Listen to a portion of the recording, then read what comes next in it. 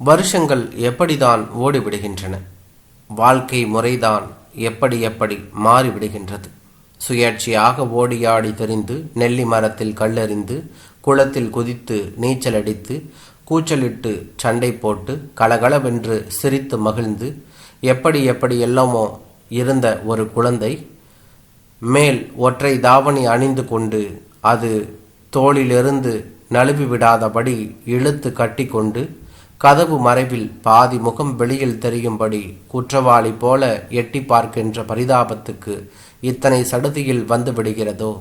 இந்த வாழ்க்கையை என்னவென்று சொல்வது? அதோ அந்த அடிச்சு கூட்டிலிருந்து அப்படி பாதி முகமாக வெளியில் தெரிகிறதே, அந்த முகத்துக்கு உரியவள் லிசிதான். அந்த கண்கள் வேறு யாருடைய கண்களாகவும் இருக்க முடியாது. அவை அவளை காட்டி கொடுத்து விடுகின்றன. ஆனால் அந்த கண்களில் குறுகுறுப்போ மகிழ்ச்சியோ துள்ளி விளையாடவில்லை. அவற்றில் படிந்திருப்பது சோகமா, கனவுலகத்தின் நிழலா, சும்மா வெறும் சோர்வா என்பதுதான் தெரியவில்லை. தலையில் நன்றாய் எண்ணெய் தேய்த்து வாரி இருக்கிறாள். அவள் முகத்திலும் எண்ணெய் தான் வழிகிறது. மாநிறமாக அந்த முகத்துக்கு ஒளி தந்து அழகு செய்வதற்கு புன்னகை ஒன்றும் அதில் தவளவில்லையே. லிசியாது நம்ம லிசியா? ஏன் இப்படி குன்றி கூசி போய் நிற்கிறான்? ஏன் ஏன் முதலாவது, லிசி பெரிய வீட்டு பிள்ளை என்பதை நீங்கள் அறிய வேண்டும். அதை மறந்தீர்களானால் இதுதான் அதை மறுபடியும் ஞாபகத்தில் கொள்ள வேண்டிய தருணம். லிசியும் ஒருபோதும் அதை மறந்துவிடக்கூடாது. அவள் பெரிய வீட்டு பெண், பணவிளை புத்தம் வீட்டு குளவிளக்கு. ஆகையால் அவள் பலர் காண வெளியில் வருவது கொஞ்சம் கூட தகாது. அது அவள் விலையை குறைப்பதாகும். இரண்டாவது, இற்சரிப்பு ஒரு பழந்தமிழ் வழக்கம், சங்க காலத்திலேயே உள்ள வழக்கம். நல்ல வேளையாக இது இன்னும் வெளிவராத ரகசியமாகவே இருந்து வருகிறது. பணவிளை புத்தம் வீட்டாருக்கு சங்ககால வழக்கங்கள் ஒன்றும் தெரியாது. அதற்கு உள்ள தமிழ் ஞானமும் அவர்களுக்கு கிடையாது. ஆனால் தலைமுறை தலைமுறையாக வரும் பழக்கம் மட்டும் நன்றாக தெரியும். லிசிக்கு 14 வயது ஆகிறது. பெரிய பிள்ளை ஆகிவிட்டாள். ஒற்றை தாவணி அணிந்து விட்டாள். ஆகையால் இச்சரிப்பு மிகவும் அவசியமாகிவிட்டது. நீங்கள் லிசியின் முகத்தை பார்த்தால் அந்த கண்கள் மட்டும் உங்களிடம் ஏன் ஏன் என்று கேட்பது போல இருக்கும். ஆனால் இதற்கெல்லாம் போய் துயரப்படாதேயுங்கள். துயரப்பட்டால் தமிழ்நாட்டின் மற்ற பெண்மணிகளின் துயரங்களுக்கு எல்லாம் எப்படி கணக்கெடுக்கப் போகிறீர்கள் என்று தான் சொல்ல வேண்டும். அவள் என்னென்ன ஆசைகளை உள்ளத்தில் போற்றி வளர்த்து வந்தாள் என்று யாரும் கவலைப்படவில்லை. லிசி வெறும் அப்பாவி பெண் ஒன்றும் அல்ல. முதலில் அரகளை நடத்திதான் பார்த்தாள். அழுது அடம் பிடித்தாள். அவளுக்கு தெரிந்த முறையில் சத்தியாகிரகம் பண்ணினாள். ஆனால் இத்தனை பேரின் எதிர்பார்ப்புக்கு இடையில் ஒரு குழந்தையின் பலம் எத்தனை தூரம்தான் போக முடியும்? அப்பனும் அம்மையும் தான் போகட்டும். இந்த கண்ணப்பச்சியும் கூட அல்லவா அவர்களுடன் சேர்ந்து கொண்டார் என்று தான் சொல்ல வேண்டும். கண்ணம்மையின் காரியம் கேட்கவே வேண்டாம். சித்தியாவது ஒரு வாக்கு சொல்லக்கூடாதா? சித்திக்கு வழக்கம் போல் வாய்ப்பூட்டு போட்டிருந்தது. மேரியக்கா இந்த தருணம் பார்த்து கிராமத்தில் இல்லை.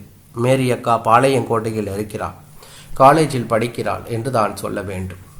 மேரியக்காவை படிக்க வைக்க அவளுக்கு சித்தப்பாவோ மாமாவோ யார் யார் எல்லாமோ இருக்கிறார்கள். லிசிக்கு யார் இருக்கிறார்கள்? பள்ளிக்கூடத்துக்கு தான் விட்டபாடில்லை. கோவிலுக்காவது விடக்கூடாதோ? 4 தோழிகளை அங்கு சந்திக்கும் பாக்கியமாவது கிடைக்கும். கண்ணப்பச்சி கண்டிப்பாக சொல்லிவிட்டாள். இப்போ எதுக்கு? முதல்ல 2 பேரா போகட்டும். நம்ம குடும்பத்தில் இல்லாத பழக்கம் நமக்கு என்னத்துக்கு என்று சொன்னால் என்று தான் சொல்ல வேண்டும். 2 பேர் என்று யாரை கண்ணப்பச்சி குறிப்பிடுகிறார் என லிசிக்கு ஓரளவு தெரியும்.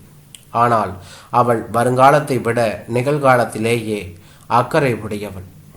2 பேராக கோவிலுக்கு போகலாம் என்ற நம்பிக்கை அப்போதைக்கு அவளுக்கு திருப்தி தருவதாயில்லை. என்றாலும் இளம் உள்ளங்கள் எப்போதும் அழுது கொண்டிருக்க முடியாது. எது முதலில் எட்டிக்காயாக கசக்கிறதோ அதுவும் நாளடைவில் பழக்கப்பட்டு விடுகிறது. வாழ்க்கையே உலக ஞானத்தை போதிக்கிறது. லிசிக்கு பள்ளிக்கூடம் இல்லாவிட்டால் என்ன? வீடு இல்லையா? தோழர் தோழியர் இல்லாவிட்டால் போகிறார்கள். மேரியக்கா தந்த மைனா இருக்கிறது. லில்லி செல்ல லில்லி இருக்கிறாள். லில்லியோடு கொஞ்சி குழாவுவதில் பொழுதும் பெரும் பகுதியும் கழிந்து விடுகிறது. அந்த சின்ன தலையை மடியில் இட்டு கொள்வதில்தான் எத்தனை இன்பம். வீட்டு வேலைகளும் அப்படி ஒன்றும் பாரமானவை அல்ல. தானாக செய்தால் செய்வாள், இல்லாவிட்டால் அம்மையும் சித்தியும் இல்லையா? லிஸி பெரிய வீட்டு செல்லப்பிள்ளை தானே.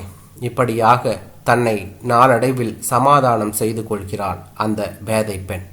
மேலும் பதவிக்காக போய் ஏங்கி கிடந்தாலே வீட்டிலேயே அவளுக்கு மகத்தான பதவி காத்து கிடக்கிறது. கண்ணப்பச்சிக்கு கண் மங்கி கொண்டிருக்கிறது. கண்ணம்மை போன பிறகு அதுவும் 2 வருஷம் ஆகிவிட்டது. கண்ணப்பச்சிக்கு தனிமை துயரம் அதிகம். லிஸியின் துணையை இன்னும் கூடுதலாக நாடினார். இந்த ஒரு காரணத்தால் தான் லிஸிக்கு அடிச்சு கூட்டுக்கு வரும் உரிமை கிடைத்தது. ஆபத்துக்கு பாவம் இல்லை அல்லவா?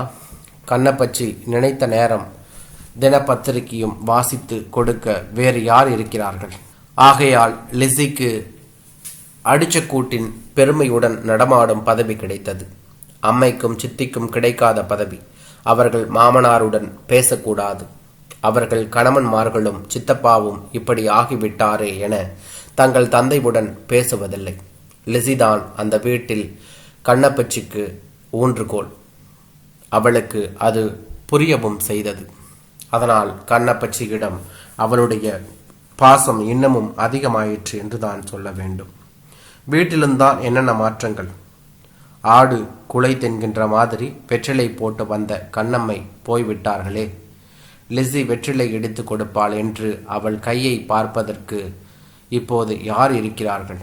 ஆனாலும் அவள் வீட்டார் பல காரியங்களுக்காக அவள் கையை இன்னும் எதிர்பார்த்துதான் இருந்தார்கள். அதற்கு காரணம் லிஸியே தான்.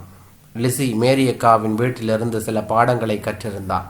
கிராமத்து வீடானாலும் அதை சுத்தமாக வைக்கலாம் என்று இருந்தால் ஏராளமாக குவிந்து கிடக்கும் பல வகையறாக்களுக்கென்று ஓரிடம், கண்ணப்பச்சி மாட்டுக்கென்று சீவி போடும் பணம் பல கொட்டைகளுக்கென ஓரிடம், இப்படியெல்லாம் ஒழுங்குபடுத்தி வைத்திருந்தார்.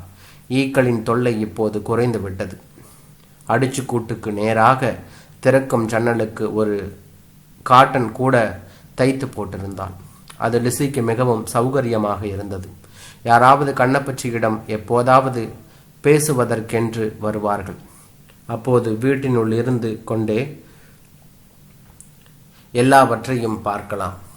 வீட்டை இப்போது பார்த்தால் ஏதோ பெண்மணிகள் வாழும் இல்லமாக தோற்றமளித்தது என்று தான் சொல்ல வேண்டும். முன்பெல்லாம் லிஸிக்கு இப்போது சித்தியிடம் மதிப்பு மிகவும் குறைந்து விட்டது. சித்தியாவது வீட்டை கவனித்து கொள்ள கூடாதா? சித்திக்கு அழகாக சாரி கட்ட தெரியும், பவுடரை நாசுக்காக பூச தெரியும். ஆனால் இந்த அம்மையிடம் ஒத்துப்போக கூட தெரியவில்லையே. கண்ணம்மை மரித்த பிறகு சித்தியின் முகம் இப்போதெல்லாம் கவலை படர்ந்து இருள் சூழ்ந்திருக்கிறது. சித்தப்பா அடிக்கடி பிசினஸ் என்று சொல்லிக்கொண்டு திருவனந்தபுரம் போய் வருகிறார். அங்கிருந்து யாராவது உறவினரை கூட அழைத்து போவார். ஆமாம், அதற்காகவாவது வீட்டை நன்றாக வைத்திருக்க வேண்டாமா? உன் முற்றத்தில் பூத்து குலுங்குகின்ற ரோஜா செடிதான் எத்தனை அழகாக இருக்கிறது. லில்லியின் பாட்டு கன்னங்களைப் போல, லிஸியின் பழைய நினைவுகளைப் போல. ஆனால் அதை பேண வேண்டுமானால் லிஸி மட்டும்தான் உண்டு. வீட்டில் வேறு யார் இருக்கிறார்கள்? லிஸிக்கு சாமர்த்தியம் இல்லாவிட்டால் அப்பனை இப்படி வீட்டில் பிடித்து வைத்திருக்க முடியுமா? அவர் கள்ளுக்கடைக்கு போவதை நிறுத்த முடியவில்லை. ஆனால் காபி கடைக்கு போகிறதை நிறுத்திவிட்டார். ஹோட்டல் பலகாரம் வீட்டில் கிடைக்கும் போது அவர் எதற்காக ஹோட்டலுக்கு போகிறார்? அவரும் கண்ணப்பச்சியை போல லிஸியின் கையை எதிர்பார்த்துதானே இருக்கிறார். இப்படியாக அவளுக்கு பெருமையும் திருப்தியும் தரக்கூடிய விஷயங்கள் அறவே இல்லாமல் போகவில்லை. இல்லையானால் எப்படிதான் வாழ்கிறதாம் என்றுதான் சொல்ல வேண்டும். இன்றைய வாழ்க்கையில் மிக மிக பிடித்த சமயம் பனையேற்ற காலம்தான். அக்கானி அவள் விரும்பி குடிக்கும் பானம். அதில் விழுந்து செத்து கிடக்கும் எறும்புகளை அவள் ஒருபோதும் அசிங்கமாக கருதினதில்லை. அவற்றை அகப்பையால் நீக்கிவிட்டு கோப்பையை பானையில் இட்டு முகந்து குடிப்பாள். ஆனால் அதுவல்ல விஷயம். அக்கானி காலத்தில் அதை காய்ச்சுவதற்கென்று ஒரு கிழவி வீட்டுக்கு வருவாள். அவளுடன் பேசி கொண்டிருப்பது லிஸிக்கு நல்ல பொழுதுபோக்கு. அவள் எரிப்பதற்கென்று உலர்ந்த சருகுகளை விளக்குமாறு கொண்டு அரிக்கும் போது லிசியும் கூட நடப்பாள். அவர்கள் வீட்டடிதான் ஆகையால் அதில் ஒன்றும் கட்டுப்பாடு இல்லை. இந்த கிழவியின் மகன்தான் இவர்களுக்கு பனை ஏறி கொடுப்பது. அவன் பெயர் தக்கையன். பனையேற்ற ஒழுங்குபடி ஒரு நாள் அக்காணி தங்கையனை சேரும். தங்கையன் முறை வரும்போது அவனுடைய இளம் மனைவி அக்காணியை எடுத்து போக வருவான். இவர்கள் குழந்தைகள் 2 பேர். வாழ்க்கை வெறும் சப்பென்று ஆகிவிடபடி இவர்கள் எல்லோரும் லிசிக்கு உதவினார்கள். லிசிக்கு வெளியுலகம்தானே அடைத்து கொண்டது. ஆனால் உள்ளே இவளுக்கென்று ஒரு தனி உலகம் உருவாகி கொண்டிருந்தது என்று தான் சொல்ல வேண்டும். பனை ஏறுபவர்கள் சடக் சடக்கென்று குடுவையை தட்டி கொண்டு வருவதும் பனையோலைகளின் இடையே வானத்தை எட்டி பார்ப்பதை போல் இருந்து கொண்டு அலங்குகளை, அதாவது பணம் பாலைகளை சீவி கீழே தள்ளுவதும் ஒருவரை ஒருவர் கூவி அழைத்து வேடிக்கை பேசிக் கொள்வதும் எல்லாம் சுவாரஸ்யமான காரியங்களே. பனை உச்சியிலிருந்து எந்தெந்த விஷயங்களுக்கெல்லாம் அலசி ஆராயப்படும் தெரியுமா? மன்னர் அரண்மனை இரகசியங்கள் தொட்டு ஹிட்லரின் இராணுவ காரியங்கள் வரையுள்ள விஷயங்கள் அடிபடும். லிசி இப்போது பள்ளிக்கூடத்தில் படிக்கிற மாதிரிதான் தன் வீட்டு வாசலில் இருந்து கொண்டே பல புதிய பாடங்களை படித்து கொண்டிருக்கிறாள் என்றுதான் சொல்ல வேண்டும் என்றான்.